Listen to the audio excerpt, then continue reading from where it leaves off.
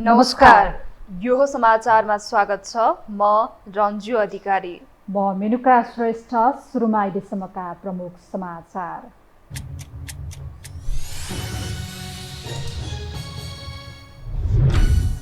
Monsoon सुरु भएसँगै पूर्वी पहाडी जिल्लामा बाढी पहिरोको वितण्डा, 2 जनाको मृत्यु, 29 जना अझै बेपत्ता।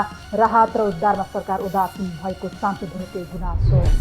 माओवादी सहितका 5 दलको समाजवादी मोर्चा बनाउने निर्णय, स्वार्थ मिलेर बनेको मोर्चाको औचित्य पुष्टि गर्न चुनौती। एमालेमा वामदेवले मागे ओलीपछिको दोस्रो वरियता। बजार मूल्य नपाउँदा पटक पटक उत्पादन फ्याक्नुपर्ने किसानको बाध्यता, गोलभेडा सडकमै फ्याँकेर विरोध प्रदर्शन। भारतीय तरकारीको दबदबा रोक्न किसानको माग। 2 देशको तनावपूर्ण सम्बन्धका बीच अमेरिकी विदेश मन्त्री चीन भ्रमणमा। सम्बन्ध सुधार र व्यापारमा सहजीकरण गर्ने बारे भ्रमण केन्द्रित। रुसलाई दबावमा राख्ने अमेरिकी रणनीति। र विश्वकपको क्रिकेट छनौटमा नेपालले जितका लागि जिम्बाब्वेलाई दिए 291 रनको लक्ष्य। जिम्बाब्वे जवाफी ब्याटिङ गर्दै।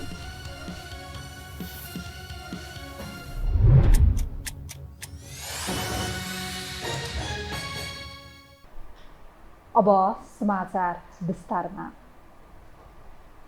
मनसुन सुरु भएसँगै पूर्वी पहाडी क्षेत्रमा बाढी पहिरोले वितण्डा मच्चाएको छ। गैराती आएको बाढीले ताप्लेजुङ, पाँचथर र सङ्खुवासभा जिल्लामा जनधनको ठूलो क्षति पुगेको छ। सङ्खुवासभाको हेवा खोलामा आएको बाढीले बगाएर 1 जनाको मृत्यु भएको छ भने 21 जना बेपत्ता रहेको प्रमुख जिल्ला अधिकारी शिवकुमार कार्कीले जानकारी दिनुभयो। मृत्यु हुनेमा 28 वर्षीय सन्तोष राई रहेका छन्। यसैबीच पाँचथरमा 5 जना बेपत्ता भएका छन्। पाँचथरको फालेलुङ गाउँपालिका वडा नम्बर 3 मा पहिरोमा परेर जीवित उद्धार गरिएकी 1 9 वर्षीय बालिकाको भने मृत्यु भएको छ। मेची राजमार्ग स्थित पाँचथरको फिदिम नगरपालिका र हिलिहाङ गाउँपालिका जोड्ने हेवा खोलामा आएको बाढीले पुल बगाउँदा मेची राजमार्ग अवरुद्ध भएको छ। त्यस्तै ताप्लेजुङमा पनि बाढीमा परेर 1 जनाको मृत्यु भएको छ भने 3 जना अझै बेपत्ता रहेको प्रमुख जिल्ला अधिकारी गोमा देवी चेम्जुङले बताउनुभयो। ताप्लेजुङमा बाढीले 11 वटा घरमा पूर्ण क्षति पुगेको छ।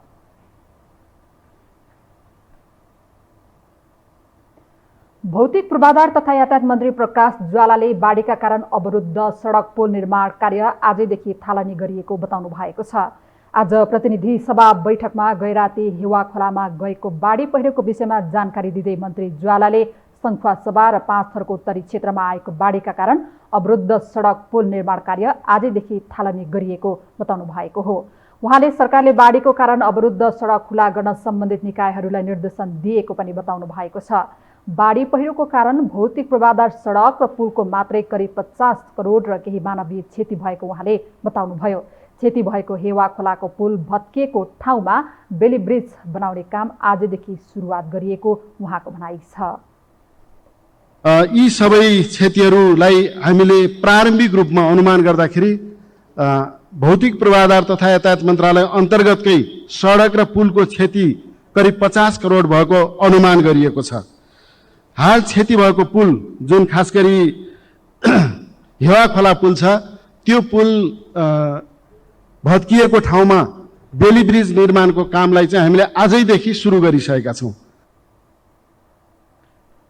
मन्त्री ज्वालाले बेली ब्रिज नबनेसम्म जमिनको सतहबाट नै डाइभर्सनको माध्यमबाट सडक खुलाउने तयारी सरकारको रहेको बताउनुभयो। मनसुन सुरु भएसँगै नेपालमा बाढी पहिरोको जोखिम बढेको छ। मनसुनको सुरुवाती चरणमा नै ठूलो क्षति भोगेको नेपालले प्रत्येक वर्ष वर्षायाममा जनधनको क्षति बेहोर्नु नियति जस्तै बन्न थालेको छ। एक रिपोर्ट। विगत वर्षहरूका तुलनामा कम वर्षा हुने अनुमान गरिएको यस वर्षको मनसुनको सुरुवाती चरणमा नै ठूलो क्षति देशले भोग्न परेको छ। मनसुन भित्रको छोटो समयमा नै देशमा बाढी पहिरोले वितण्डा मचाएको छ। प्रत्येक वर्ष नेपालले वर्षायाममा ठूलो जनधनको क्षति बेहोर्दै आइरहेको छ। विपद टार्ने कुरा त होइन, यद्यपि त्यसबाट हुने क्षति र जोखिमलाई कम गर्न पूर्व सावधानी नै उपयुक्त माध्यम हो। वर्षायाममा नेपालीले ज्यान र धन दुवै गुमाउने नियति जस्तै बनिरहँदा सम्बन्धित निकायहरूसँगै देशका तीनै सरकार लाचार भएर बाढी पहिरोको रमिता हेरिरहेका छन्। यो बीचमा 7वटा घर थियो, यो 7वटा घरै लगेछ। हजुर हजुर, यो पारिपट्टिको 3टा 4वटा घर माग्यो। हजुर को बोल्नु भयो? अनि टोयलेट त्यो बच्चे घर चिलेर लगेछ। नेपालमा बाढी पहिरोको जोखिम प्रत्येक वर्ष हुने गर्छ, तर पनि सरकारले यसको पूर्व तयारी गरेको कहिल्यै देखिँदैन।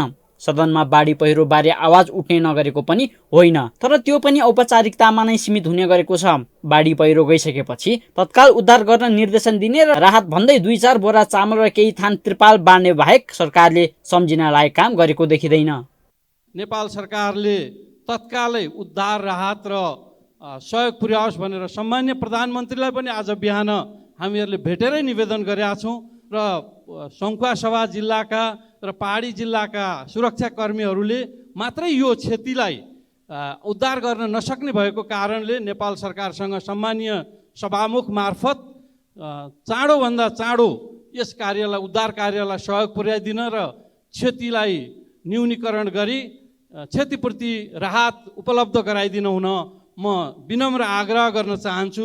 विपद जोखिमका लागि सरकारले यस वर्ष मात्रै सबै स्थानीय तहमा 7 अर्बभन्दा बढी रकम भयपरी कोषमा राखेको छ, तर इमान्दारी र इच्छाशक्तिको कमीले गर्दा प्रत्येक वर्ष अर्बौं रकम बालुवामा पानी हाले जस्तै भएको छ। विपद व्यवस्थाको विषय नेपालीको प्राथमिकतामा नै पर्दैन, जे पर्छ त्यही टर्छ भन्ने मनोभावनाले पनि वर्षेनी क्षति बेहोरिरहनु परेको छ। यदि विपद आउनु अघि नै पूर्व तयारी गर्ने हो भने यसबाट जोखिम कम गर्न सकिने विज्ञ बताउँछन्। त्यस कारणले गर्दाखेरि चाहिँ मुख्य कुरा तयारी भन्ने कुरा तयारी भन्ने कुरा हरेकलाई चाहिँ आवश्यक पर्ने खालको कुरा हो। घरमा आवश्यक पर्छ, स्कुलमा आवश्यक पर्छ, पार्टी कार्यालयमा आवश्यक पर्छ, राज्यका सम्पूर्ण निकायहरूमा आवश्यक पर्छ र हामीले यसलाई संस्कार पद्धतिका रूपमा चाहिँ यो पूर्व तयारी गर्ने कुरा, प्रिपेयर्डनेसका कुरा होइन लाई लिउँ भनेर भनेदेखि यस्ता विपद आउँछन् जान्छन्, तर चाहिँ के भने मानवीय क्षति कम हुन्छ। विपद जोखिम न्यूनीकरणको कुरा जब विपदबाट जनधनको क्षति भइसक्छ तब मात्र उठ्ने गर्छ। वर्षायाम सुरु हुनु अघिसम्म नजर नपर्ने त्यतातर्फ विपद भइसकेपछि भने सबै निकायको ध्यान जाने गरेको छ। बारम्बार सम्बन्धित निकायलाई जानकारी गराउँदा पनि असारे भेल गाउँमा नपरेसम्म नतात्ने र जनताको उठीवास नलागेसम्म मौन रहने कारण यस्ता समस्या नेपालले वर्षेनी भोग्दै आइरहनु परेको छ। यो टेलिभिजनका लागि क्यामेरामा रविन्द्र तिमिल सिन्हाका साथ निरज कोइराला, काठमाडौँ। अब बाँकी समाचार। अन्तत प्रधानमन्त्री पुष्पकमल दाहाल प्रचण्डका सक्रियताका बीच पनि अलमलमा रहेको समाजवादी मोर्चा घोषणाको मिति टुङ्गो लागेको छ। संविधान प्रदत्त समाजवाद स्थापनाको लक्ष्य राखेको मोर्चाले नेकपासम्मको यात्रा गर्ने प्रचण्डको विश्वास छ। माओवादी सहित नेकपा एकीकृत समाजवादी, जनता समाजवादी पार्टी नेपाल र नेत्र विक्रम चन्द नेतृत्वको नेकपा लगायतका राजनीतिक दल समेटिने आफै असफलहरूको मोर्चा सफल होला त? एक रिपोर्ट। संविधान प्रदत्त समाजवाद स्थापनालाई प्रमुख प्राथमिकतामा राखी सोमबार समाजवादी मोर्चा घोषणा हुने भएको छ। प्रधानमन्त्री निवास बालुवाटारमा आज बसेको नेकपा माओवादी केन्द्र, नेकपा एकीकृत समाजवादी, जनता समाजवादी पार्टी नेपाल र नेत्र विक्रम चन्द नेतृत्वको नेकपा लगायतका राजनीतिक दलले समाजवादी मोर्चा निर्माणमा सहमति जुटाएका हुन्। सत्ता गठबन्धनमा रहेका र एमाले बाहेक कम्युनिस्ट बीचको एकताको आधारका रूपमा हेरिएको यो मोर्चाले नेकपासम्मको यात्रा तय गर्ने प्रधानमन्त्री पुष्पकमल दाहाल प्रचण्डले यसअघिबाटै बताउँदै आएका छन्। एकातर्फ अस्तित्वकै सङ्कटमा रहेका तथा संसदीय राजनीतिलाई नै दुत्कार्दै आएको एक शक्ति समेत मिसिने यो मोर्चाको न्यूनतम कार्यक्रमका बारेमा आवश्यक सहमति भइसकेको समेत दावी गरिएको छ।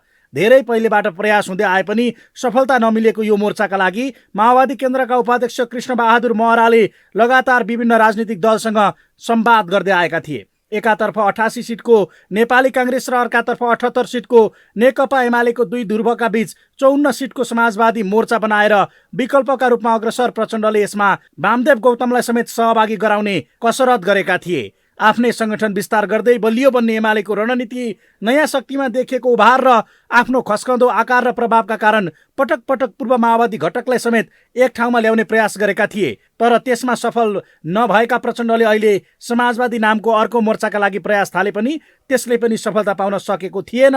तर आइतबारको बैठकले मोर्चाको न्यूनतम कार्यक्रम समेत तय गरेको र सोमबार नै सार्वजनिक गरिने बताइएको छ। जुन मोर्चामा बाबुराम भट्टराई नेतृत्वको समाजवादी पार्टी नेपाल समेत सहभागी हुने बताइएको छ भने उनको फोटो समेत ब्यानरमा राखिँदा भट्टराईलाई आइतबारको बैठकमा भने सहभागी गराइएको थिएन। यसरी रस्साकस्सीकै बीच एक हुन कसिएका उनीहरूले भने मोर्चाबाट ठुलै आशा गर्दै आएका छन्।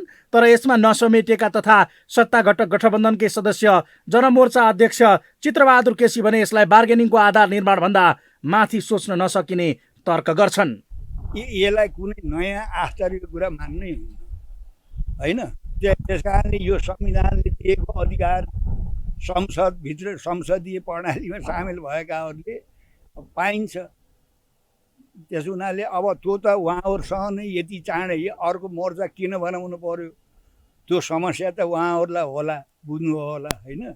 यता गठबन्धनभन्दा आफ्नै सङ्गठन सुदृढीकरणमा लागेर सफल हुन नसकेको एमालेको अवस्थाले समेत प्रचण्डलाई उत्साहित बनाएको छ। कोशीमा देखिएको स्थिति, ग्रासरुट अभियानमा देखिएको असफलता र सदस्य नवीकरणमा 60%ले आएको गिरावटको खबरले समेत प्रचण्ड कम्युनिस्टको विकल्प आफूले दिन सक्ने आशामा छन्। जहाँ आफ्नै क्षेत्रमा जनमतबाट लखेटिएको जसपा जुनसुकै समयमा पार्टीको ठूलो हिस्सा एमालेमा समाहित हुने खतरामा रहेको एकीकृत समाजवादी बहुमत भन्दै नाम समेत अरूले लगिदिएपछि विरक्तिएका विप्लवका लागि समेत यो मोर्चाले आकार दिने आशा छ, जसलाई नजिकबाट निहालेको एमाले समेत यो बीचमा मधेस सरकारमा जसपालाई विश्वासको मत दिएर अस्त्र फालिसकेको छ।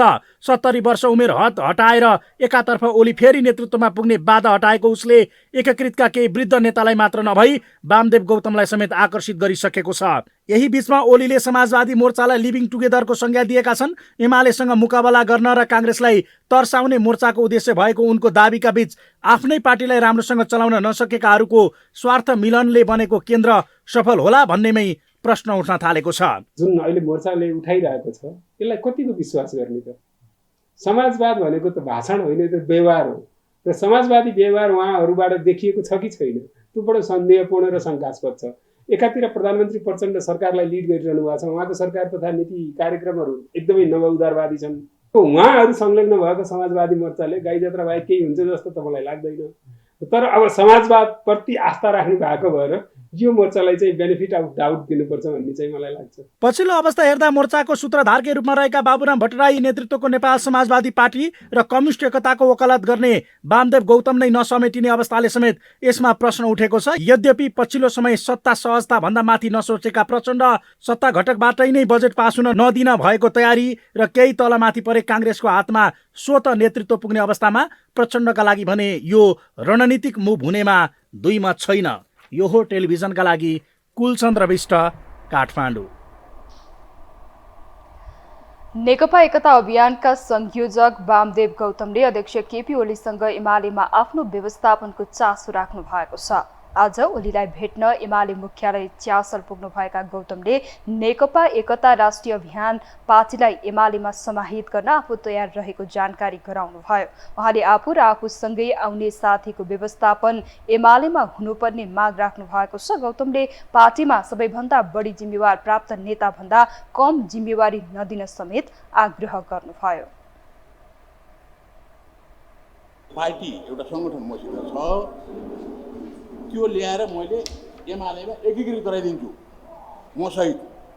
यसलाई कसरी व्यवस्थापन गर्नुहुन्छ तपाईँले व्यवस्थापन गर्नुहोस्, सोध्नुहुन्छ भने सोध्नुहोस्। मलाई कुनै पनि नेताको सबभन्दा ठुलो जिम्मेवारी कसको छ त्योभन्दा कम जिम्मेवारी पाउने गरी मेरो जिम्मेवारी नदिनु होला। मलाई चाहिँ पुरै बिहान उठेदेखि राति सुत्दासम्मको अवधिमा मैले काम गर्न पाउनुपर्छ, त्यस्तो किसिमको जिम्मेवारी दिनुहोस् भनेर भनेको छु। त्यो सबै व्यवस्थापन गर्नुभयो भने पहिले नै व्यवस्थापन भएपछि अनि म आउँछु। एमाले अध्यक्ष ओलीले भने पार्टीभित्र छलफल गरेर गौतमका बारेमा आवश्यक निष्कर्षमा पुग्ने बताउनु भएको छ।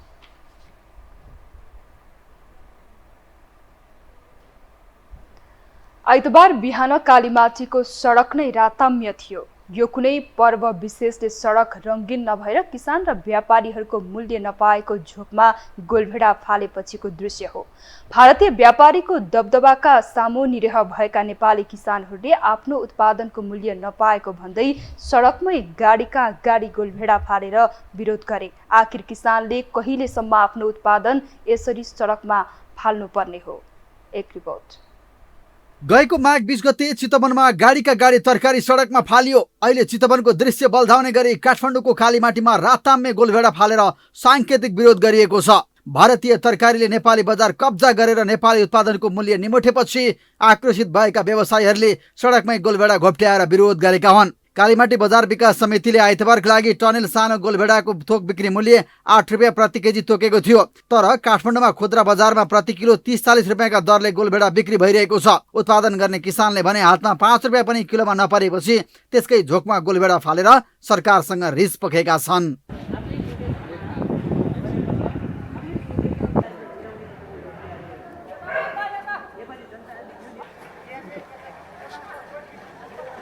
कालीमाटीमा झण्डै 30,000 किलो गोलभेडा सडकमा फालिएको छ। यो रामकोट, नागार्जुन, थानकोट, भक्तपुर लगायत ठाउँका किसानले उत्पादन गरेको गोलभेडा हो। एकातर्फ भारतीय व्यापारीको दबदबा, अर्कोतर्फ बिचौलिया हावी हुँदा खुद उत्पादन गर्ने किसान मारमा छन्। राज्य निकम्म भएर रमिते बनिदिँदा बिचौलियाले पनि किसानहरूलाई निमोठिरहेका छन्। किसान र व्यापारीले सडकमा गोलभेडा फालेपछि यो विषयले संसदमा समेत प्रवेश पाएको छ। एमाले सांसद महेश बर्तौलाले कृषकको उत्पादन लागत नै प्रति किलो 20-25 रुपियाँ पर्ने भन्दै सरकारले किसानका लागि ढुवानी अनुदानको व्यवस्था गर्नुपर्ने माग गरे। आफूले उत्पादन गरेको तरकारी, आफूले उत्पादन गरेको मूल्य उहाँहरूले पाइरहन सक्नुभएको छैन। उहाँहरूको प्रति केजी उत्पादन लागत नै करिब 20-25 रुपियाँ पर्छ सामान्य सभामुख महोदय, तर उहाँहरूले मूल्य पाउँदाखेरि आज 4-5 रुपियाँ त्यति पनि पाउन गाह्रो छ। किसानहरूको ढुवानीको लागि सरकारले अनुदानको व्यवस्था गर्नुपर्ने जरुरी देखिन्छ। त्यति मात्रै होइन, किसानहरूको उत्पादन लागत बराबर बजार नपाउँदा, बजारको सुनिश्चितता नहुँदा सरकारले बजारको सुनिश्चितताको दायित्व लिनुपर्छ। किसानको सामान्य निमुठिने गरी भारतीय व्यापारीहरूको दबदबा बढेपछि मूल्य नपाएको झोकमा वर्षेनी नेपाली किसानहरूले तरकारी र दुध बाटैमा ढोलेर विरोध गर्दै आएका छन्। आलु र प्याजमा कर लगाएर भारतीय उत्पादनलाई बढावा दिएको निकम्ब राज्य संयन्त्रका कारण कृषि क्रान्ति गरेर देशमै केही गर्छु भन्ने सोच बनाएका युवाहरू दैनिक पलायन हुँदैछन्। तर जसले बसेर देशमा उत्पादन गरिरहेका छन् उनीहरूलाई पनि प्रोत्साहन गर्ने राज्यको ठोस नीति छैन, जसका कारण भारतीय व्यापारी र नेपाली बिचौलियाहरूले खेल्न पाएका छन्। सरकारले भनौँ या केले भनौँ, अहिले त्यसले लाद हानेको कारणले या सुनवाई नगरेको कारणले र हाम्रो यो चिजले मार्केटिङ प्राथमिकता र बजारीकरण र चाहिँ तपाईँको किसानको रेट नपाएको कारणले आज यसरी फाल्नुपर्ने बाध्यता भयो। आइतबार कालीमाटीमा होलीको रङ्गोली जस्तै गरी गाडीका गाडी रातामै गोलभेडा सडकमा फालिँदा यो कृषकले नभएर बिचौलियाले फालेको आशंका गरिएको छ। परिणामको हिसाबले कालीमाटीमा फालिएको टमाटर 30,000 किलो माथि छ। तर किसानहरूले यति धेरै गोलभेडा लिएर बजारसम्म नआउने भएकाले गोलभेडा किसानले नै फ्याँकेको दाबी भने शङ्कास्पद छ। कालीमाटी तरकारी बजारकै केही व्यापारीहरूले भने तरकारी फ्याँक्ने कार्य बिचौलियाबाट मूल्य बढाउने उद्देश्यले गरिएको दाबी गरेका छन्। एकछत्र रूपमा भारतीय व्यापारीको दबदबा रहेको आयात नरोकिँदा यहाँ उत्पादित तरकारीले बजार मूल्य पाउन सकेको छैन। सरकारले किसानको आँसु नदेख्दा बिचौलियादेखि भारतीय व्यापारी मोटाएका छन्। त्यही किसानको उत्पादन खाएर बाँचेका शासकहरूले एकपटक घोत्लेर सोच्ने कि भारतीय व्यापारीको स्वार्थमा परेर नेपाली किसानको उत्पादन मास्ने काम नहोस्। हामीसँग समाचार बाँकी नै छन्, अहिलेलाई विश्राम।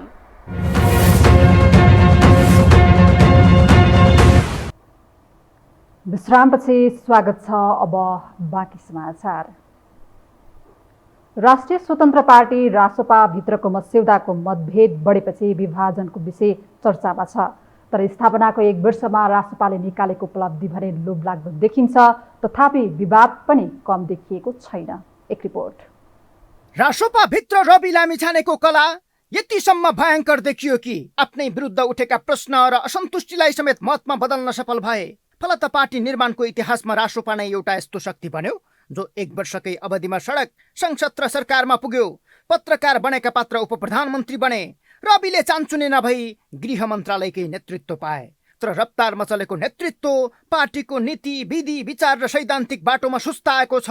मस्यौदामै मतभेद देखिएपछि पार्टीमा मनमुटाव आएको छ, जसलाई रविले स्वाभाविक भनेका छन्। हरेक पार्टीमा आन्तरिक विवादहरू हुन्छन्, विचारका लडाइँहरू हुन्छन्, हामीभित्र पनि छ, जुन स्वाभाविक हो। राजनीतिक दलभित्र एउटा मान्छेले जे बोल्यो त्यही हुने किसिमको नेता बन्न म चाहन्न। अब रासोपा 1 वर्षको भयो। 1 वर्षमै संसदको चौथो ठुलो दलको हैसियतमा ठुलै दलसँग संगत गरेको छ, तर ठुला दलभन्दा भिन्न बन्न सकेको छैन। बितेको 1 वर्ष रविकै कारण उपलब्धि र रविकै कारण विवाद झेलेको रासोपा पछिल्लो समय ढाका कुमार श्रेष्ठको अडियो प्रकरण र शोभिता गौतमको विवाह म्याटरले पनि आलोचित बनेको छ। सार्वजनिक जिम्मेवारीमा रहेकी गौतमको विवाह व्यक्तिगत नै भए पनि विवाहित पुरुषसँग विवाह गरेपछि आलोचित बनेकी छिन्। यद्यपि उनका श्रीमानले पहिलो सम्बन्ध विच्छेद गरेपछि सोभितालाई भित्र्याएका छन्। तथापि चर्चा धेरै भए पनि यी विषय सामान्य थिए। जटिलता के छ भने स्थापना कालदेखि नै नीतिमा अस्पष्ट भएको आरोप झेलेको यसले 1 वर्ष बित्दा नीतिकै कारण विभाजन खेप्ने विश्लेषण भइरहेका छन्। उहाँहरू के को लागि भेट हुनु भएको भन्दाखेरि सबैको चाहना के हो भने समृद्ध नेपाल बनाऊँ भन्ने हो। तर चाहनाले मात्रै हुँदैन। मेथोडोलोजी अथवा दर्शन सिद्धान्त क्लियर नभई पोलिटिकल पार्टी अगाडि जाँदैन। त्यसकारण पोलिटिकल पार्टीको मुख्य मिन्स अफ पोलिटिक्स भनेको नै विचार हो।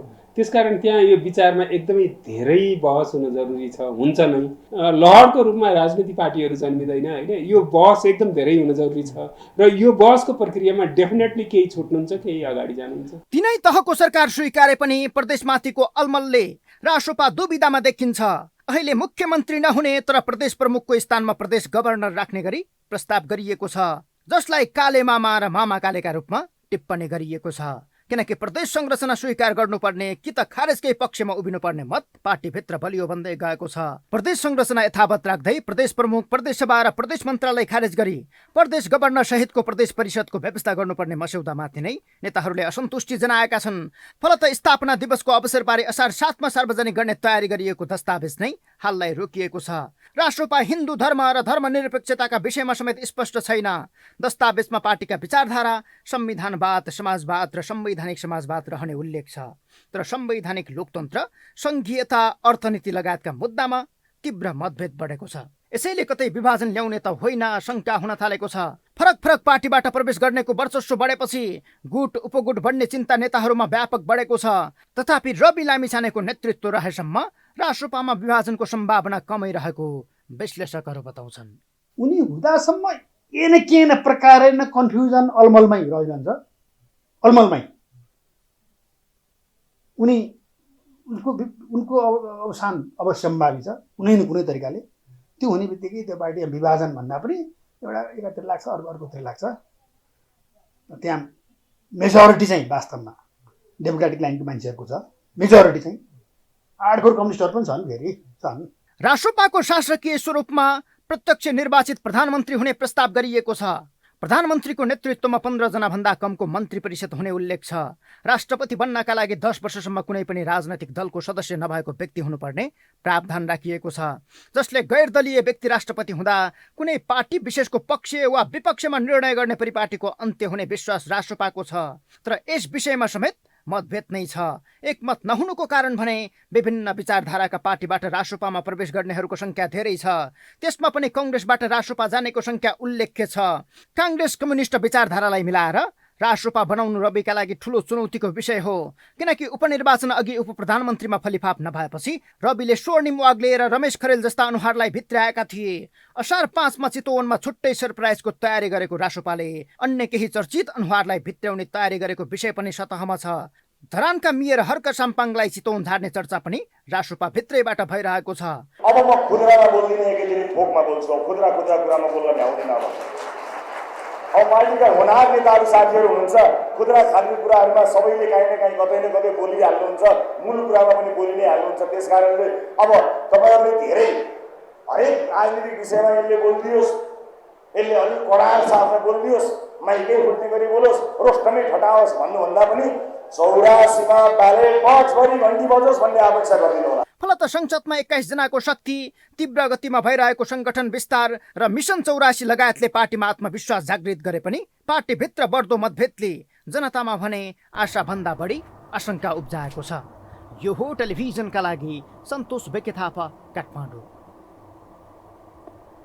प्रधानमन्त्री पुष्पकमल दाहाल प्रचण्ड नेतृत्वको मन्त्री परिषदमा अटाएका नयाँ अनुहारमध्येका एक हुन् संस्कृति पर्यटन तथा नागरिक उड्डयन मन्त्री सुदन किराती।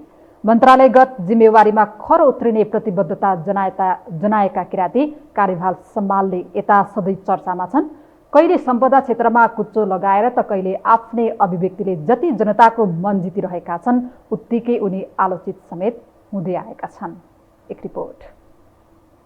माघ 3 गते संस्कृति पर्यटन तथा नागरिक उड्डयन मन्त्रीको जिम्मेवारी पाएका मन्त्री सुदन किरातीले पदभार ग्रहण लगत्तै आफ्नो कार्यकक्षमै राखेको दान पेटिकाले चर्चा पायो। मन्त्रीको चर्चा नहुने कुरै भएन। मन्त्री बन्न साथ त्रिभुवन अन्तर्राष्ट्रिय विमानस्थलको अनुगमन र मातहतका कर्मचारीलाई दिएको निर्देशनदेखि पशुपतिनाथ बौद्ध स्वयम्भू लगायत सम्पदा क्षेत्र सफाईमा आफै कुचो बोकेर सफाई गर्न उनी पुगिरहेका छन्। नेपाल आउने पर्यटकले नाक मुख छोपेर हिँड्नुपर्ने स्थिति नहोस् भनेर सार्वजनिक स्थल सफाई आह्वान गरेका किराती आफै पनि शनिबार भएकी सफाईमा खटिरहेका छन्। मन्त्रीको काम भ्रष्टाचारको जालोमा गिजोलिएको पशुपति विकास कोषको बेथिति सफा गर्ने कि कुचो बोकेर सडक पेटीको फोहोर सफा गर्ने भन्ने आलोचना स्वाभाविक छ।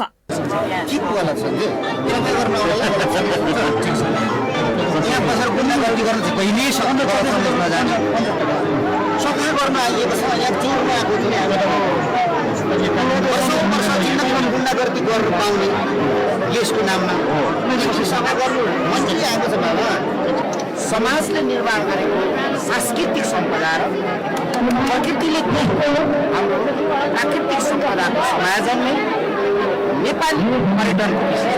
किरातीको यो कदममा आम सर्वसाधारणले प्रशंसा मात्र गरेका छैनन्, आफै सहभागी भएर उत्साह समेत थपिरहेका छन्। राजनैतिक रूपमा समेत मन्त्री किरातीले दिएका अभिव्यक्तिहरू जनतालाई हो है भन्ने बनाउन सफल छन्। उनका टिक्का टिप्पणी प्रायले जनताको मन जित्ने गरेको छ। नागरिक स्तरमा वाहवाही बटुलिरहेका छन्। 60-70 वटा देशबाट त निमन्त्रणै भयो विदेश भ्रमण पनि जान्न भन्दी कामै त्यही मात्रै हुँदो रहेछ। यसको त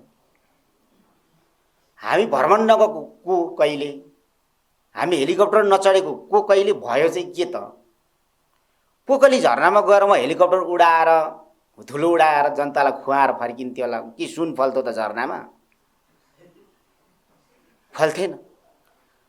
त्यहाँको आयोजकलाई ऋण पार्नु मात्रै हो नि त त्यो त।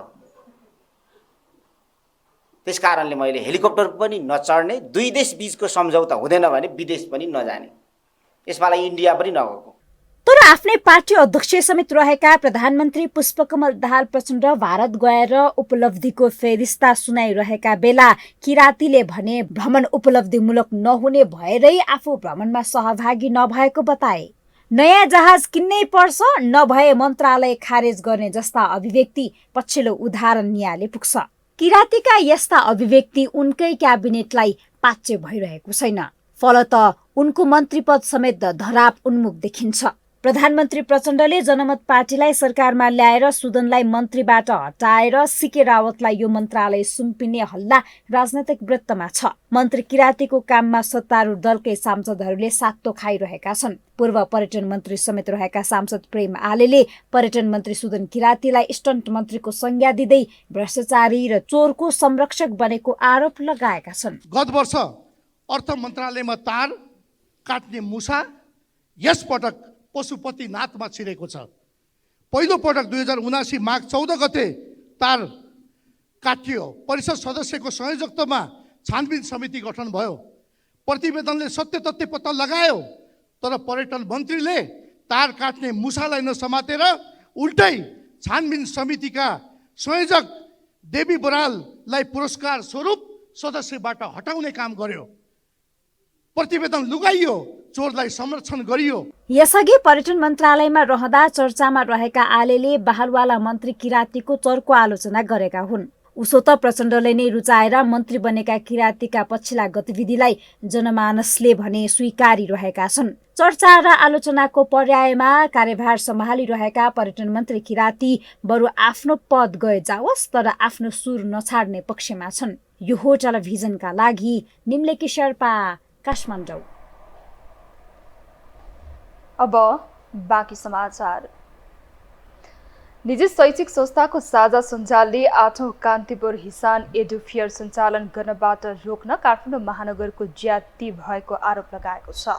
आज काठमाडौँमा पत्रकार सम्मेलन गर्दै आयोजकले 8औं कान्तिपुर हिसान एडुफेयर सञ्चालन गर्नबाट रोक्नु काठमाडौँ महानगरको ज्यादती भएको आरोप लगाएको हो।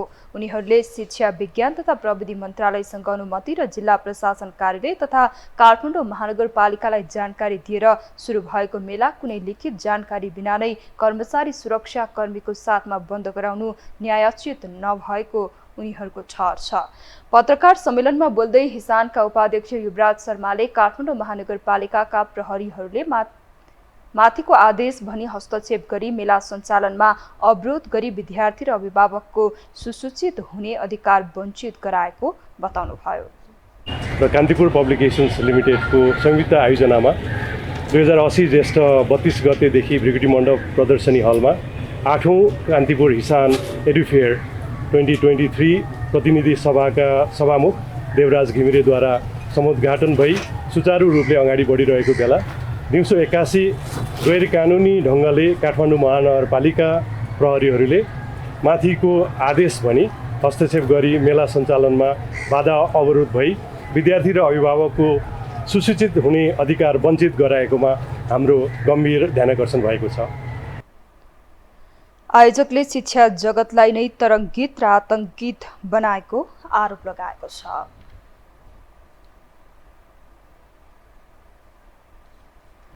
नेपाल विद्यालय कर्मचारी परिषदले सामुदायिक विद्यालय बन्दको कार्यक्रम फिर्ता लिएको छ। सरकारले वार्ताका लागि समिति गठन गरेको र संवादका लागि वार्तामा आउन आह्वान गरेको भन्दै परिषदले विद्यालय बन्दको कार्यक्रम फिर्ता लिएको हो।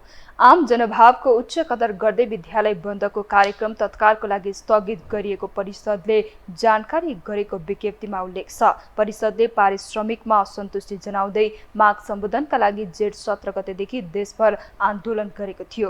उनीहरूले देशभरका सामुदायिक विद्यालयमा आजदेखि अनिश्चितकालीन विद्यालय बन्द गर्ने घोषणा पनि गरेका थिए। आफ्ना मागमा सरकार गम्भीर नभए फेरि आन्दोलन गर्ने उनीहरूले चेतावनी समेत दिएका छन्।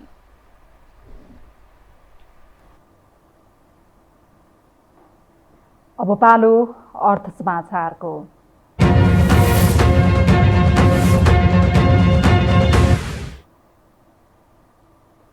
आज शेयर बजार परिसूचक नेप्सेमा उत्साह देखिएको छ। केही दिन यता लगातार बढ्दै गरेको नेप्सेमा आज एकै दिन 52 अङ्कमाथिको वृद्धि भएको हो। नेपाल स्टक एक्सचेन्जका अनुसार आज नेप्से सूचक 52.26 अङ्कले बढ्दै 2094.33 अङ्कको बिन्दुमा उक्लिएको हो। यस्तै आज क वर्गको सेन्सेटिभ इन्डेक्स समेत 7.18 अङ्कले बढ्दै 390.56 अङ्कको बिन्दुमा उक्लिएको छ। आज कारोबार रकम समेत बढेर 4,86,91,91 माथि पुगेको छ। हामीसँग अन्तर्राष्ट्रिय र खेल समाचार बाँकी नै छन्। अहिलेलाई पुनः विश्राम।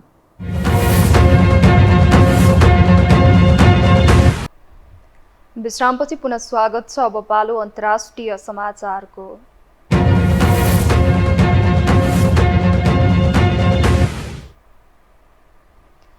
अमेरिकी विदेश मन्त्री एन्टोनी ब्लिकेन चीन पुगेका छन्। दुई ठूला अर्थतन्त्र भएका देशबीचको तिक्ततापूर्ण सम्बन्धका बीच अमेरिकी विदेश मन्त्री ब्लिकेन चीनको राजधानी बेजिङ पुगेका हुन्। ब्लिकेन गएको 5 वर्ष यता चीन भ्रमण गर्ने पहिलो शीर्ष अमेरिकी कूटनीतिज्ञ समेत हुन्। 2 दिने भ्रमणका क्रममा ब्लिकेनले परराष्ट्र मन्त्री चीनका शीर्ष कूटनीतिज्ञ वाङ यीसँग भेटघाट गर्ने कार्यक्रम तय भएको छ। भ्रमणको एजेन्डामा दुवै देशबीच सम्बन्ध सुधार्नु, व्यापारमा सहजीकरण र युक्रेन युद्धमा रुसलाई जाने चिनिया हतियारलाई रोक्ने विषय रहेको बताइएको छ।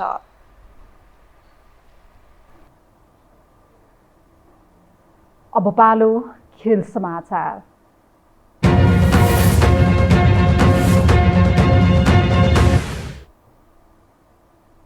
विश्वकप क्रिकेट छनौटमा नेपालले जितका लागि जिम्बाब्वेलाई 291 रनको लक्ष्य दिएको छ।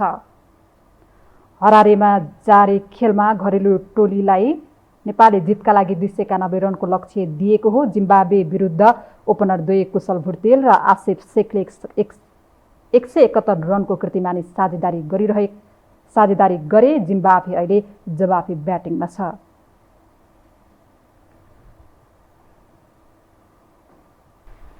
खेल समाचार सँगै हामी यो समाचारको अन्त्यमा आइपुगेका छौँ। बिदा हुनु अघि प्रमुख समाचार पुनः एकपटक।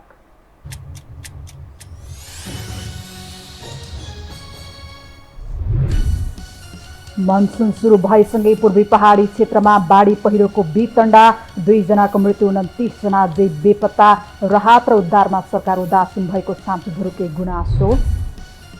माओवादी सहितका 5 दलको समाजवादी मोर्चा बनाउने निर्णय, स्वार्थ मिलेर बनेको मोर्चाको औचित्य पुष्टि गर्न चुनौती। एमालेमा वामदेवले मागे ओलीपछिको दोस्रो वरियता। बजार मूल्य नपाउँदा पटक पटक उत्पादन फ्याक्नुपर्ने किसानको बाध्यता, गोलभेडा सडकमै फ्याँकेर विरोध प्रदर्शन, भारतीय तरकारीको दबदबा रोक्न माग। दुई देशको तनावपूर्ण सम्बन्धका बीच अमेरिकी विदेश मन्त्री चीन भ्रमणमा, सम्बन्ध सुधार र व्यापारमा सहजीकरण गर्ने बारे भ्रमण केन्द्रित, रुसलाई दबावमा राख्ने अमेरिकी रणनीति। र विश्वकप क्रिकेट छनौटमा नेपालले जितका लागि जिम्बाब्वेलाई दियो 291 रनको लक्ष्य, जिम्बाब्वे जवाफी ब्याटिङ गर्दै।